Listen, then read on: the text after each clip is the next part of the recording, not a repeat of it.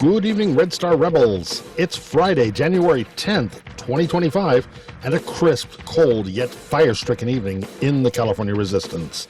But we're back.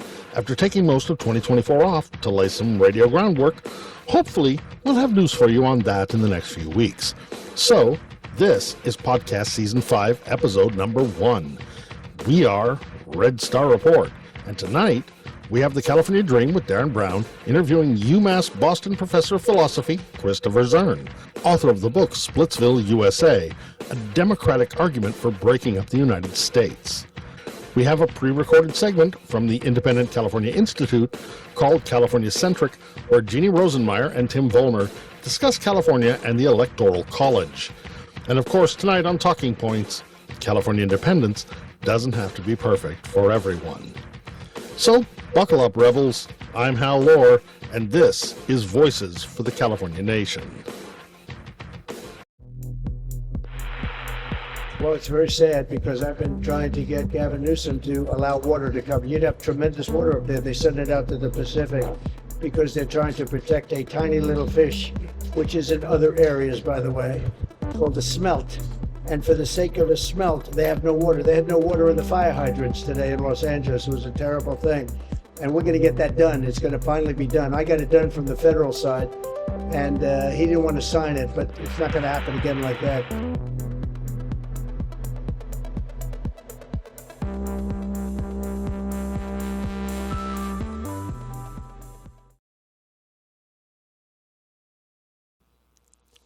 This is the most radical conversation you will probably hear today, because here is where Red Star Report reboots.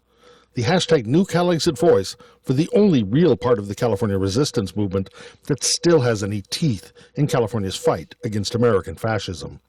And before anyone else gets a sense of moral outrage here and gets lit by all this, sorry to my friends who consider themselves the liberal, traditional, or even radical American left, but considering the election and the loss of virtually all hard-won gains, any progress at all that's been lost after decades of struggle, at some point, you have to convince yourself that America can't be fixed under any current system. Systems long since co-opted and corrupted that now roughly half the U.S. population support to the point of violence, which means America and Americans are still generations away from any cultural or socio-political evolution.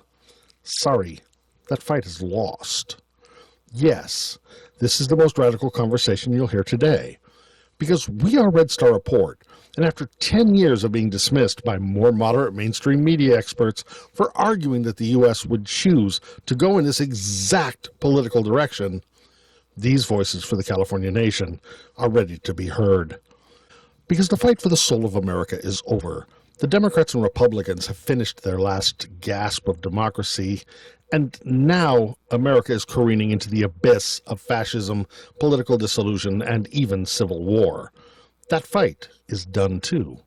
And after an election in November where Californians once again faced the inevitable lesser of two evils corporatized vote, only the never-ending fundraising continues as Californians still virtually hear nothing but entrenched corporate pundits hanging on the broken paradigm of Democratic and Republican Party delusions of possible good outcomes to save their Nielsen ratings. Arguing like this is the best of all possible worlds for Californians no matter how bad it gets. We can't just admit that the U.S. system is broken beyond repair and look for better alternatives. Look, it's no secret that I consider myself a Californian before I consider myself an American and freely admit that colors my stance. But I'm not alone. For many Californians, that's a growing trend for an America where it seems that every day either the U.S. Supreme Court or some legislature from a red state with a population lower than the city of Fresno legally codifies something to drag America deeper into Christo Fascism, even as Donald Trump promised Christians that if they voted Republican in 2024, they'd never have to vote again. So putting aside the American Democratic Party's monumental national failures and the outright betrayal of California's progressive values leading up to the election for the moment, I guess it should have come as no surprise that one of the main themes of American White Trash Con 2024, also known as the last Republican National Convention in Milwaukee, was defining who is a true American and who is not. And that's telling. We saw a now victorious Republican Party stressing that only Trump-loving ultra-conservatives are true Americans, while at the same time stressing the need for absolute American unity. An historically familiar Sieg Heil attitude of dehumanizing the opposition that explains the modern Christo Fascist mindset and should have set off alarm bells for Californians who don't seem to realize today we have to live in a country where the 70% of Californians that would never have elected a dumpster fire like Trump as fearless leader have already lost their true American membership card as far as Trump's maggot followers are concerned. And that's where things are starting to get ugly in the MAGAverse, because they see anyone who does not embrace their vision for America as an irredeemable enemy trying to destroy America. A brutally illustrated modern political reality where the 2025 Project has already lined out how Republicans reestablish control in places like California and treat the state as hostile U.S.-occupied territory. Under President Trump's authority as Commander-in-Chief, MAGA America can send the U.S. military not just to the southern border, but into cities like San Francisco and Los Angeles, with the plan being a legally, subtly scaled form of martial law in order to justify the likely occupation of federal control over blue states and left-leaning major cities and urban centers. Moves already pre-justified to hillbilly America by a constant media drumbeat to restore God's morality with federal law and order in cities that for years have actually been witnessing a steady drop in violent crime rates. Much of this being done to root out people and organizations considered in the MAGAverse to be the radical left and force compliance of blue voting major population centers with a coming raft of federal Christo-fascist mandates. A new authoritarian America, where all established forms of resistance, protest, or demonstration will be federally criminalized. So imagine a California where National Guard troops from Texas and Florida monitor voting locations and then ensure that our U.S. campuses toe a federally whitewashed America First political fantasy from a federally mandated course study. An anti-1619 curriculum like we see in many red states already, where American slavery wasn't a big deal and women who seek reproductive medical care can face criminal prosecution as a red, white, and blue Republican Jesus intended. An America where schools force conformity with government-mandated gender codes, where the good old USA can do no wrong, never has, never will, indoctrination propaganda as a universal lesson plan to be gleefully enforced by force if necessary. A new American paradigm where gay and trans people were just figments of our collective commie imaginations as they all disappear into camps or back into closets in the name of an imaginary Christo-fascist God who loves only true American patriots. An America where immigrants should be and will be terrified by mass deportations that will shatter California families with new laws targeted to revoke birthright citizenship, but will only really apply to brown people in a move that only slightly veils American racism as a matter of national security. That's the real America the Trump billies want. An America that crushes the basic California value policies the Democratic Party failed to embrace once and for all.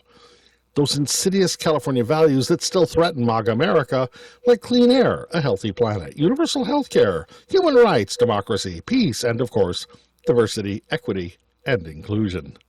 You know, all of our left coast commie California stuff that doesn't support the real American ideals of racism, endless war, exploitation, cruelty, superstition, ignorance, class slavery, global pollution, and political violence. Because face it, subtract 40 million Californians and that's what the majority of those real Americans believe it really means to be a real American in the 21st century.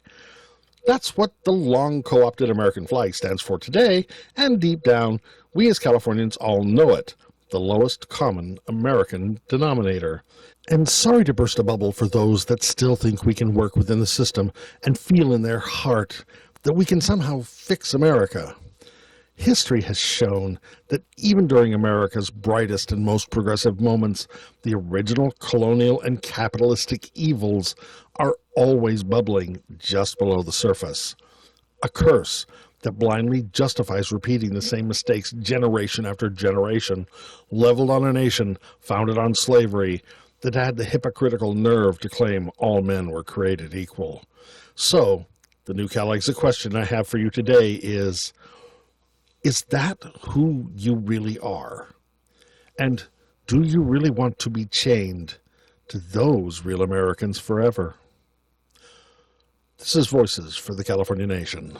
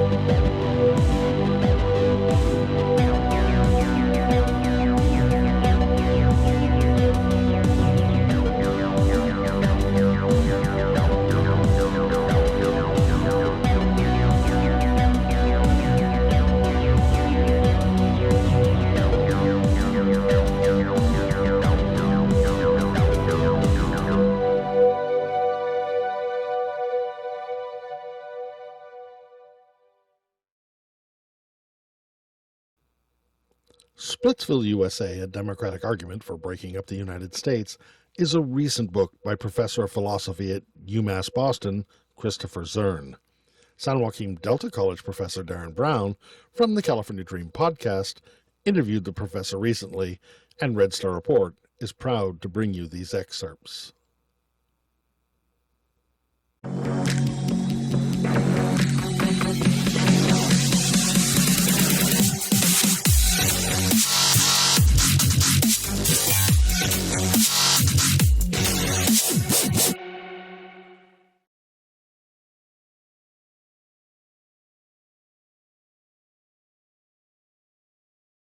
So we are talking with Professor Christopher Zern. He's professor of social and political philosophy at University of Massachusetts at Boston and the author of this recent book, SplitsVille, USA, A Democratic Argument for Breaking Up the U.S.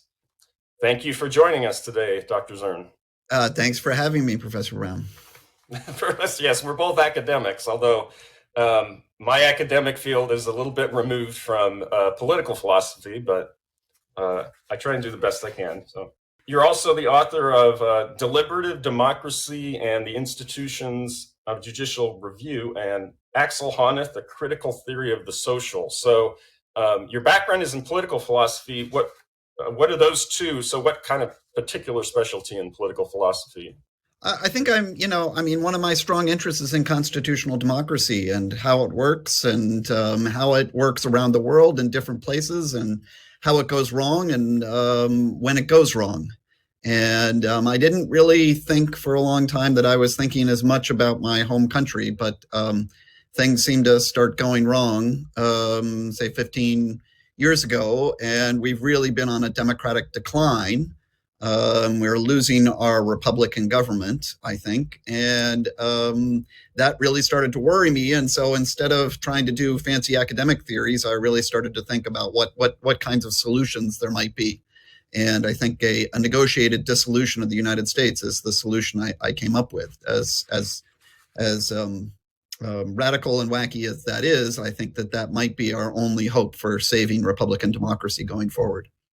First, what has the reception been both from fellow academics, specialists, and just other people that work in that kind of area, and then also from, for lack of a better word, a lay audience, like someone like me? I think the immediate reaction is somewhat, people are more shocked than I think they ought to be about the idea of a peaceful dissolution of the United States. So it's interesting. I mean, I think I think it's a more plausible idea than people immediately give it credit for. People want to dismiss it right away. But given a little bit of time and a little bit of thought and a little bit of looking around our political world, makes it seem like maybe we need to do something. Then why do you think this is still, given that there is kind of increasing interest, do you think this is still such a taboo? Yeah, I mean, I'd be interested to hear what you think, because you've been in the trenches of these kinds of ideas for longer than I have. I don't have a really good theory of that. Part of it is just the psychology of a very strong attachment to a notion of national identity that's very crucial in the United States. And that's a different identity than other sort of, for instance, sort of ethno-nationalist identities that you see around other nation states. So there's a very strong identity to the idea of the United States, the idea of America as something unique, city on a hill, that kind of thing. People have a very strong reaction to that. So I think that's part of it. I think another probably less obvious reason is that a lot of our discourse about politics is quite nationalized. And if you have national political elites, of course, they don't have an interest in this idea because they have power at the height of a very powerful nation state of 330 or 340 million people. And they have no interest in being in power in a 70 million or 100 million or 150 million person nation state. So, I mean, since a lot of our political discourse operates only at the national level, right? What you see on MSNBC or Fox News or CNN or ABC or, the mainstream press or the Twitterverse for that matter is really focused on national politics. And it's not those folks. Those folks aren't going to do well with this kind of an idea. Or not, yeah. But one thing I've noticed, though, about California, I think that's very much less so in California. You give a very short description of what is politics and what's the purpose of politics. This was based on, what's his name? Jeremy Waldron. Yes, Jeremy Waldron. So could you just quickly give that, because I think that sets the frame well. When you did that in the book, that really helped to get my mind in the right place. Yeah, so, I mean, Waldron basically says politics is about a particular kind of situation. So here's the situation. We live together with other people. We need common rules. We need to settle on common rules. But we disagree about what the content of those rules should be. So I want to come back to the idea of a democratic pre-commitment. But before we do that, maybe take a few minutes just to give the overall, your overall thesis argument. In the book, you lay it out in like 10 or 12 points, but you got to have people buying into free and fair and regular elections and obeying the outcomes of them. That's the only way you can sustain a democracy over time. That's not the most important thing about a democracy. It's not the essence of a democracy. It's just, you got to have it. It doesn't work if you don't have that thing. The basic thesis of the diagnosis I have, and I don't think I'm not alone in this diagnosis. There's a lot of people who share something like this. Our institutions are incentivizing politicians to undermine democracy. That is to say, we get the politicians we have because our institutions are giving incentives to our representatives to undermine democracy. Why? Because there's lots of ways at the national level of getting and maintaining power without majority support. In other words, with minoritarian support. If you have institutions that incentivize politicians to get and maintain power without majority support, they also have a very strong incentive, a very straightforward incentive to undermine democracy itself, to call into question the democratic processes, to call into question elections, to call into question constitutional norms, to call into question the rule of law, and so on and so forth. So our institutions are actually giving us the kinds of politicians who are undermining the very basis of those institutions. So that's the diagnosis. Our institutions are problematic. And it's not an accident they're problematic. We did them 235 years ago as the sort of first shot at constitutional democracy in the world. It's a kind of fine-tuning kind of thing to get this stuff right. And we didn't get it all right, but we're stuck with that machinery. That's the really deep problem. We're really, really stuck with that machinery. And that machinery is now grinding us away from democracy and towards something like electoral authoritarianism. My thesis is the way to get out of that is to have a negotiated dissolution, to feed on the energy that's driving us down. That is the extreme polarization, the hatred, all the stuff that people usually talk about, to feed on that energy, to split us up into several new nation states, which could reboot really good institutions of Republican democracy. One of the speakers, and I think it was the one where there was Lawrence Lessig and some other ones, he really raised this idea of, he was really concerned about the ugly politics that you're drawing on, increasing the violence.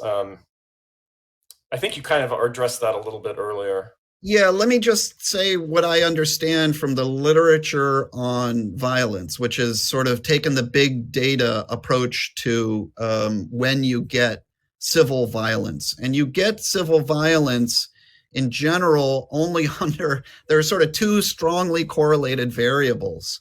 One is the move from a stable political system to an unstable political system. That is the move from democracy to something like that political scientists call anocracy or electoral authoritarianism. When you get that move, you get increases for an increase for political violence. So I think that with my idea of splitting up the nation, it would, as it were, dissipate some of that, because you would get more stable representative democracies, more stable republics on the other side of the process.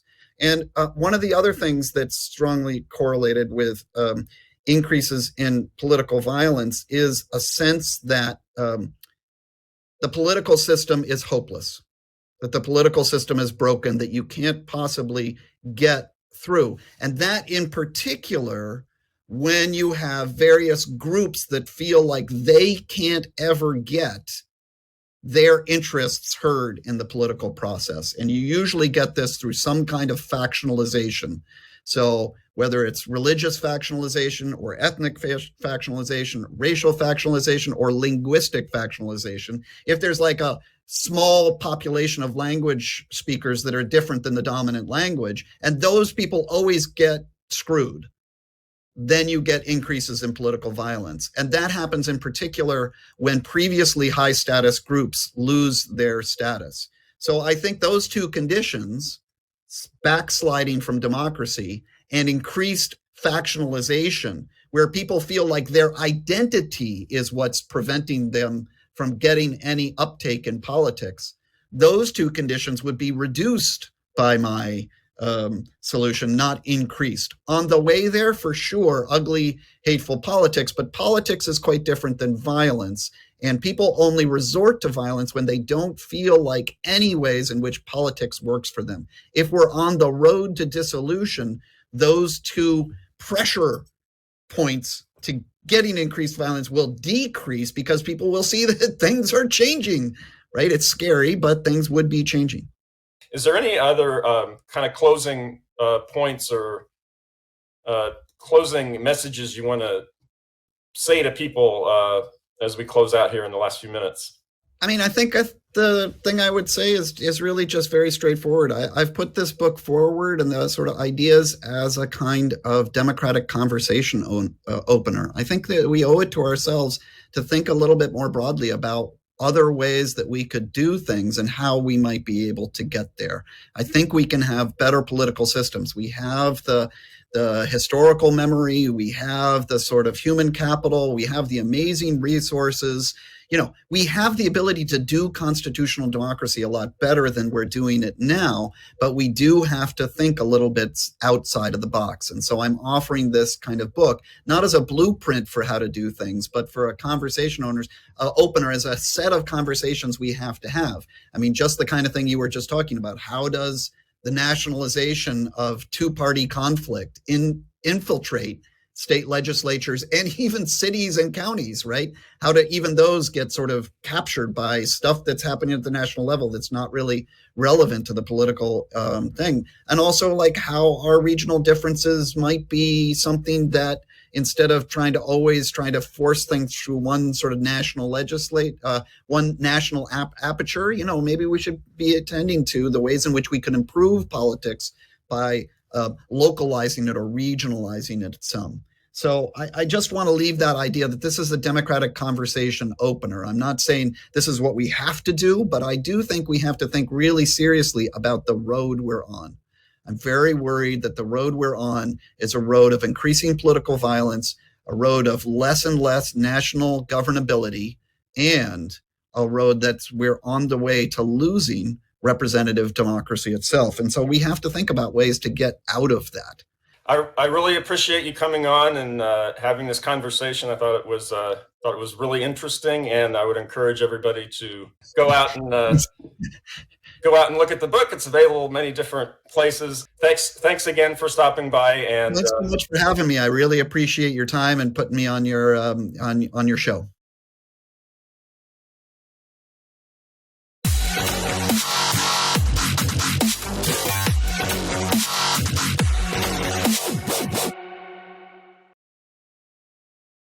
That was excerpts from Darren Brown's The California Dream interview with SplitsVille, USA author Professor Christopher Zern. For the complete interview, you can go to the California Dream podcast with Darren Brown, or if you're interested in the book, SplitsVille, USA, you can find it on Amazon or any of a number of online distributors.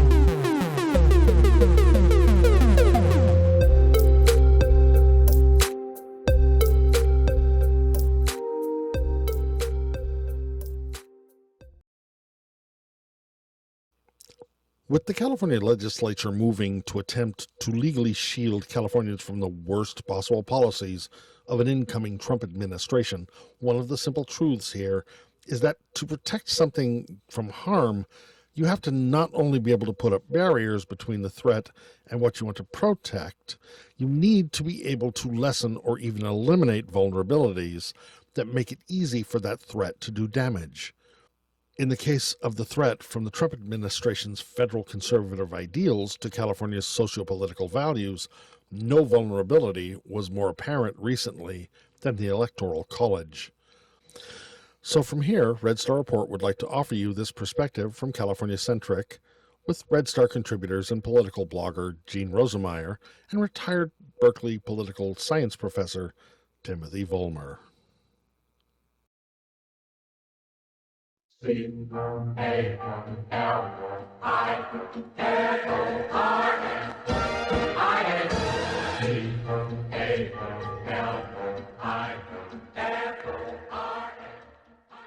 here we are at California Centric, and I'm Jean. And I'm Tim. And today we're talking about our favorite, the Electoral College. Yes, we are talking about that. Which we love to hate. Well, we kind of have a reason to hate it, don't we? I mean, it totally messes with California, with us. The existence of the Electoral College renders us second-class citizens in our own country. It's like we live in someone else's democracy. And that should be kind of upsetting. I would imagine that would upset nearly anybody who's been raised in a Western-style democracy. One of the things that it didn't swim into my consciousness until we started talking about this stuff is just how uniquely discriminated against California is. Because they tend to say, oh, those big states and the little states. But we're more than a big state. We're a nation state. We're so much bigger than the other big states. Yeah, so I think it's called misrepresentation or maybe malrepresentation. The studies I've seen, I think only Buenos Aires has a higher degree of misrepresentation, the city or the province, in that there's like a couple of dozen Argentine states, with Buenos Aires being one of them, but Buenos Aires is like 50% of the country or something. So when down there, all the states are treated equally, it's pretty ridiculous. And it's not quite that here. It's not as bad as it is in Buenos Aires, but it's pretty close. We're like 12% of the population, roughly, I think. Yeah. So 1 in 10 Americans are second-class citizens, and that's okay. Well, it seems to be. That's why I kind of wanted to talk about this topic, because I think in order for Californians to sort of buy into the American system as it is now, in order for them to call themselves Americans, they have to kind of normalize these feelings that are generated when it's so clear that our vote doesn't count as much as other people in this country. And I don't think that's good. I think that prevents us from exploring the situation. And by not talking about it, we're not talking about it as a problem. And if you're not talking about it as a problem, then you're not talking about the solutions. And I would like to talk about solutions one way or another. So I think the first step is to break free of that normalizing our negative feelings, or however you want to put it, about our role in the American system, and just be open about it. You talk about be open about how angry we are about our lack of representation. Yes, exactly that. And I like to go back to November 2016 and hearing the results that night and realizing that my vote didn't count, because this situation made it pretty crystal clear.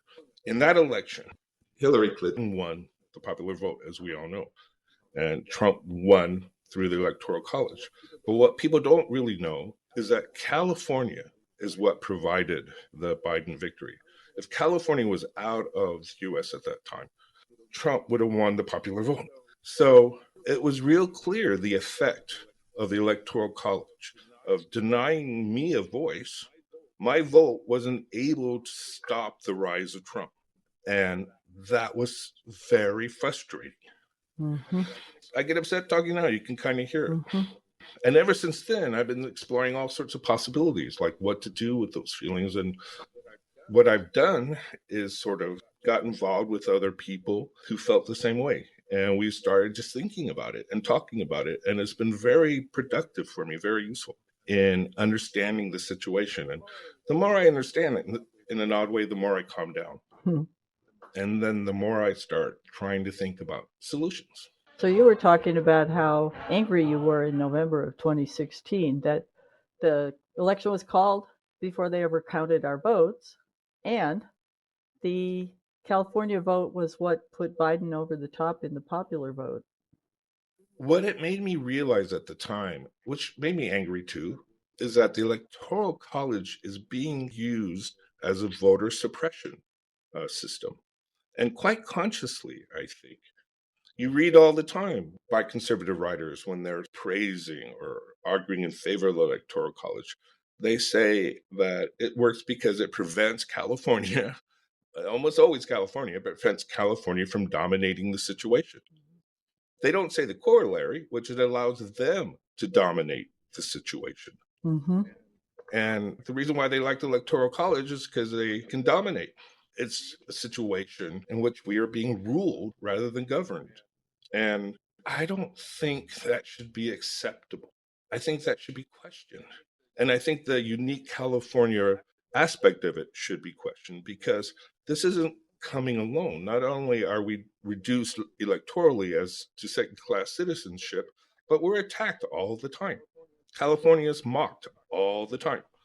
It's just described as a failed state, when actually it's a thriving, dynamic, active, compelling culture and society. It's the fifth biggest economy in the world. It's the leader in so many areas, from technology to social media to films. We're kind of going through a bit of a golden era here in California, yet there's this huge propaganda always saying how horrible it is here. And I think all of this has a cumulative effect in which we repress our negative feelings, and that about our role, our lack of power in the electoral system, and that we're kind of quiet. We don't want to trigger any more abuse. Well, we're both quiet So- and we're suppressed. The media is all look at East. Yep. Did Yep. you know that the state with the most subscribers to the New York Times is California? More than New York? Well, but they do graciously give us a little California segment. Yes, they do. But by demeaning California, making it a joke, it prevents active discussion about California, what California is. And it removes the most important part, which is the people. We talk about California because we don't really want to talk about Californians. Because if we talk about Californians, then we're talking about a group of people who have been rendered into second-class citizenship. And we in California are kind of used to it. It's what we grew up in. It's just how it is. And I wonder if a lot of the anger you see in political circles about the system, and a lot of it does come from California, both on the right and the left. I wonder if these are redirected emotions about the frustration of not having a say in our system. What sort of say does Californians have in electing a president or choosing the Supreme Court? Or in voting. I mean, in governing. In governing, yeah, in general. Well, so that's why I think it's important. Let's just start talking about how we feel and take it from there. I think people would like to talk about their feelings about what it means to be Californian an election year like this, a presidential election year. In a hostile world. In a hostile world, and increasingly for us, in a hostile country of our own, supposedly. Well, that's what I meant, in a hostile country. Yeah, well, and a hostile world, though, because the elements of our country that are doing this, that are using the Electoral College as a vote suppression device, they're aligned with the hostile authoritarian governments and groups out there trying to eradicate democracy in general. So, yeah, we're in a hostile world, and it's time we start talking about it. All right, we'll wrap it up there, and we'll talk to you next time. California Centric is sponsored by the Independent California Institute, a 501c3 nonprofit think tank. Join us next time. California, you have won this heart of mine. Thank you, folks. You can look for more from Timothy Vollmer and Gene Rosenmeyer in coming episodes of Red Star Report. And for more blog info from Gene Rosenmeyer, you can find her at linksploration.com.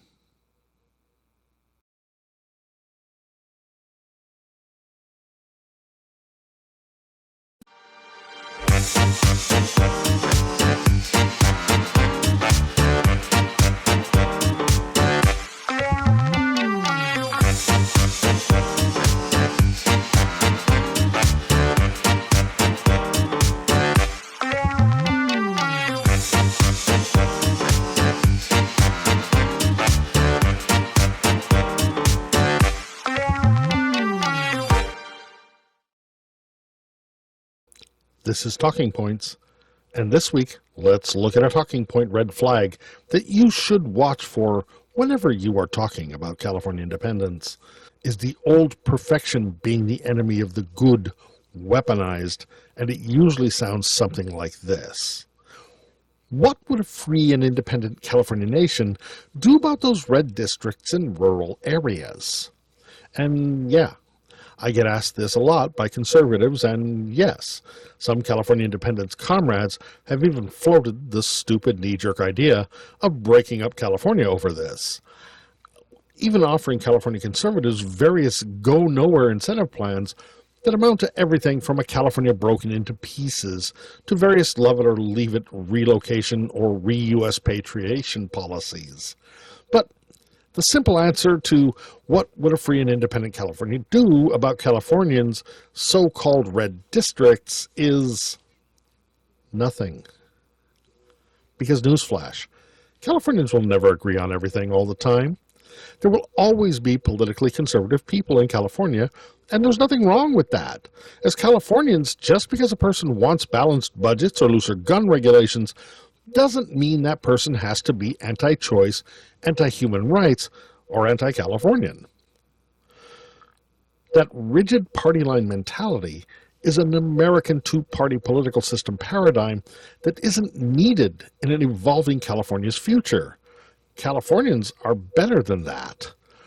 And the red flag assumption that frames what would a California nation do about red districts as a question is the assumption that every problem must be automatically solved and everybody must always be absolutely happy, or a free and independent California nation is somehow not worth it? A logical fallacy.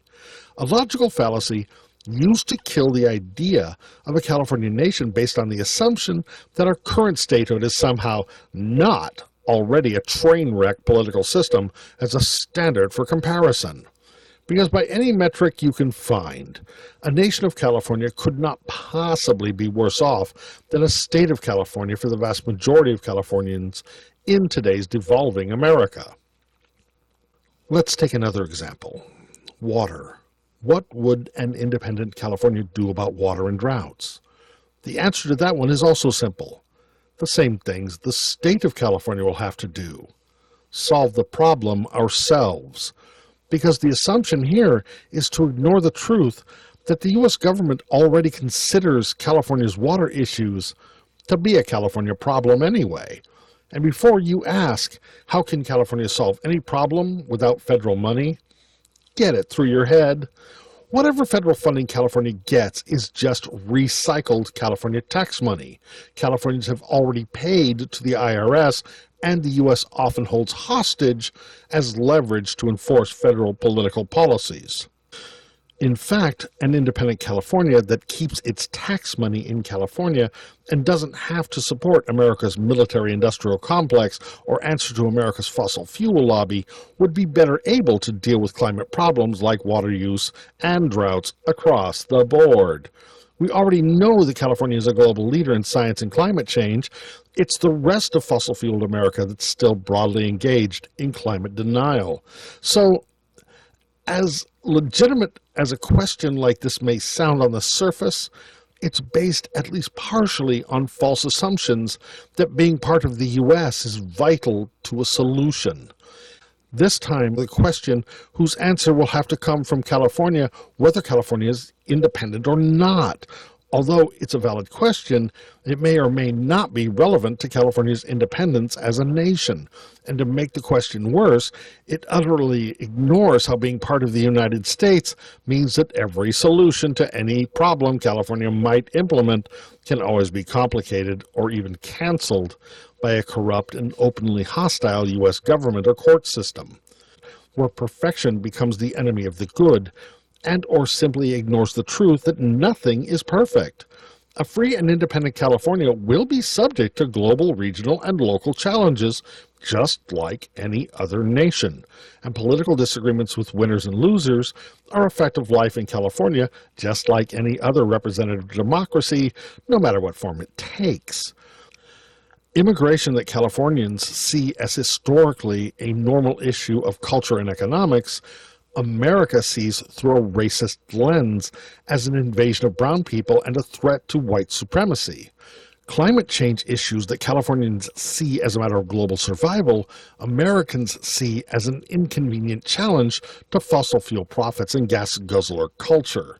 Basic human rights like gay marriage or a woman's right to choose that Californians across the political spectrum consider absolute, Americans will take away because they offend their narrow-minded sensibilities couched in their primitive superstitious beliefs. The trick is to recognize when arguments against California's inevitable independence are made on false assumptions that everything must be perfect. An ironic argument when you consider that being just a state in a divided America racing towards fascism, civil war, climate disaster, and socioeconomic collapse is anywhere close to being the best of all possible worlds for 40 million Californians anyway. This is Talking Points. Okay, that's podcast number 1 for the 2025 season. For more Red Star Report information, check out our website at redstarreport.com. And please subscribe to our Red Star Report YouTube channel. Go to our Red Star Report Facebook page, Twitter, and Instagram. Find us on TikTok. Give us a like. Follow us. Because if you want to support the real California independence movement's hashtag New Calexit Media Group, it's all about the algorithms. And seriously, click that link below and pledge support for our friends at listener-supported radio, KPFK 90.7 FM Los Angeles, or better yet, call them at 818-985-5735 and make a donation. And it won't hurt my feelings if you tell them they need to put Red Star Report on the radio. Because KPFK both deserves your support and a great new show. Our thanks to all you Red Star rebels for watching. We are Red Star Report.